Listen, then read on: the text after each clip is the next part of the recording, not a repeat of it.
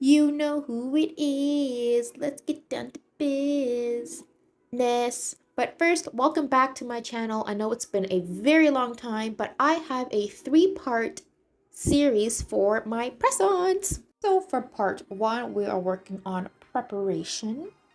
And all of my kits come with a mani prep kit with a cuticle stick, file, and a buffer. So I know I've already done a video before where I'm prepping my nails, but I sort of want to put this one all together, and I kept them within the same duration throughout the week. So I'm not really like doing anything weird, if that makes sense. Because I know some people ask a lot of questions and I sometimes panic. But I digress. To the cuticles. So we're going to start off with our cuticle area, and again, this process should not hurt. Very gently push them back. You will not see a lot of dead skin being removed from my nails, and that is because I did a soak off before this, and I was sort of working in between each nail, removing the polish and then my cuticles at the same time. So that's that. But again, very simple, very gentle. It shouldn't hurt. And if it does hurt in this specific process, I suggest you do stop and sort of just look at how hard you're pushing back. You're not really pushing back far, nor should you be removing much. However, I still have some people on my friends list that are still a little bit nervous with this step, and that's totally fine. I only show this because I get really good retention results from gels, manicures, all that stuff. So it is there, but I will show you another way to remove your cuticles with buffer block. So here is your file, as you see. Again, a very gentle process. This should not hurt whatsoever. I find with the nails that come with my nail kit, they are short and square. So I find when you remove most of your natural nail, or at least try to have it as short as possible, not only do you get sort of the maximum full coverage effect, as well as the adhesive tabs as well. I know that poor nail. I don't know what happened when I removed the polish. I just happened to notice it after I was removing everything. It doesn't hurt, doesn't burn, it's not sensitive to anything. My nails were still fairly hard while I was trying to file it, so I'm very happy. Nothing was really thin out there. What was I saying?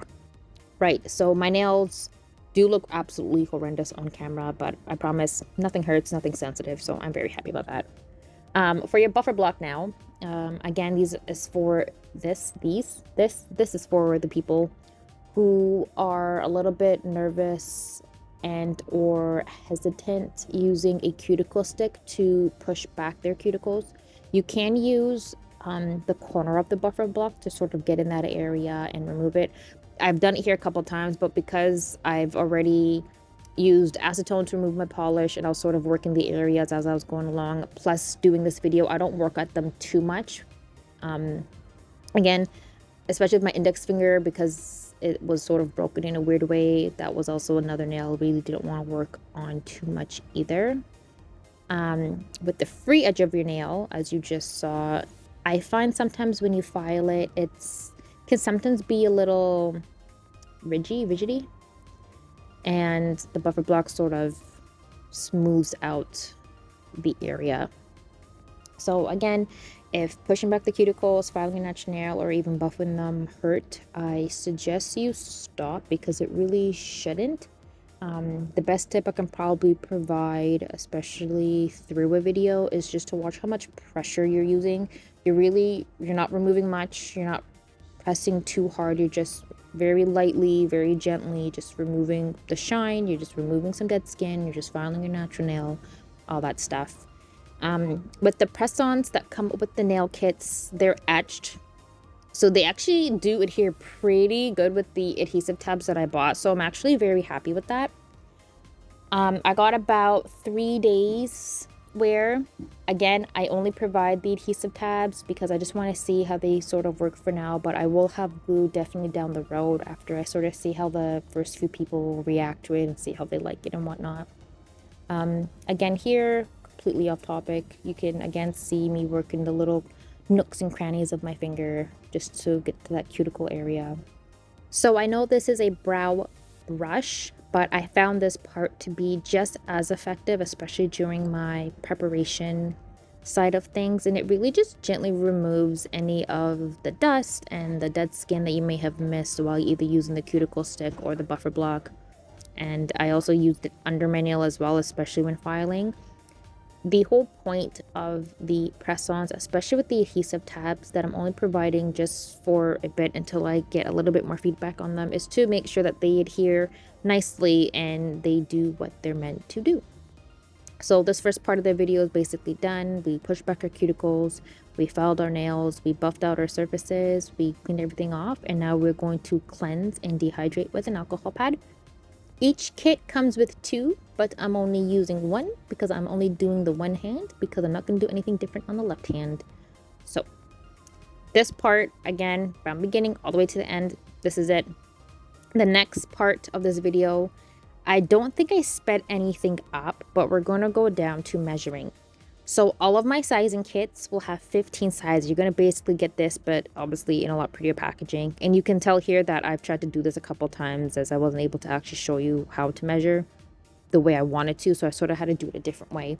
And you can also see that I have 2 different sizes between my left and my right, which is always the case for me. But at least now I can show you guys that I do have it, and you know it's completely normal. So what you're going to do is you're going to grab a press-on that you think is the right size. How you know it's going to be the right size is when you have the side wall on each nail completely covered with the press-on itself. So you have a piece there that is completely covered and a piece there.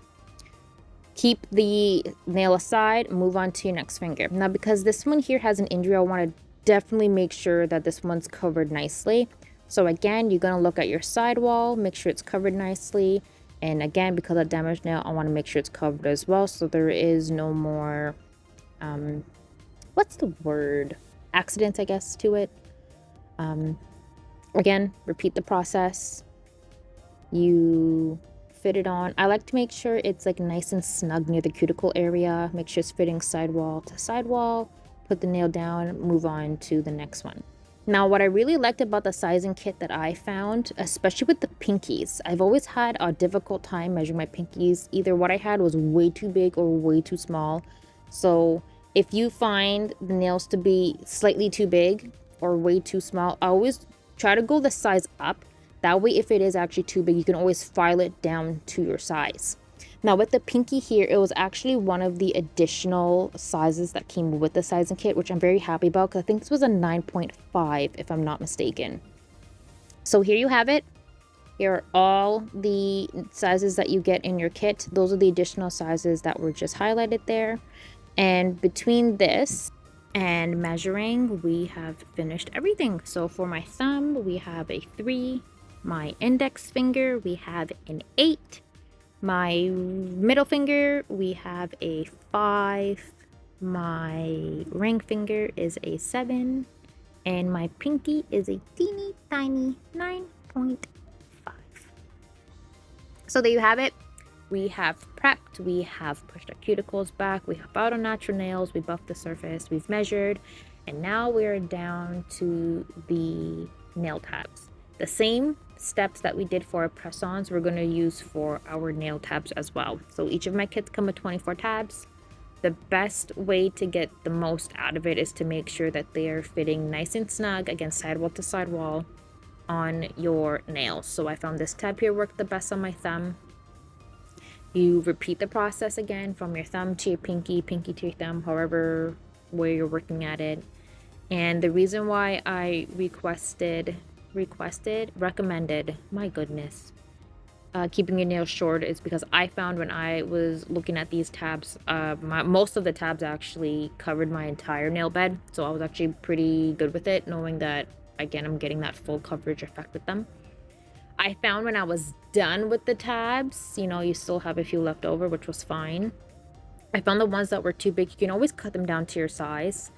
They're also, they're unique. I find you can sort of they're not perforated, but they're sort of like pre-cut per se, where you can actually remove certain pieces of the tab to give you a better fit. You can definitely see it here.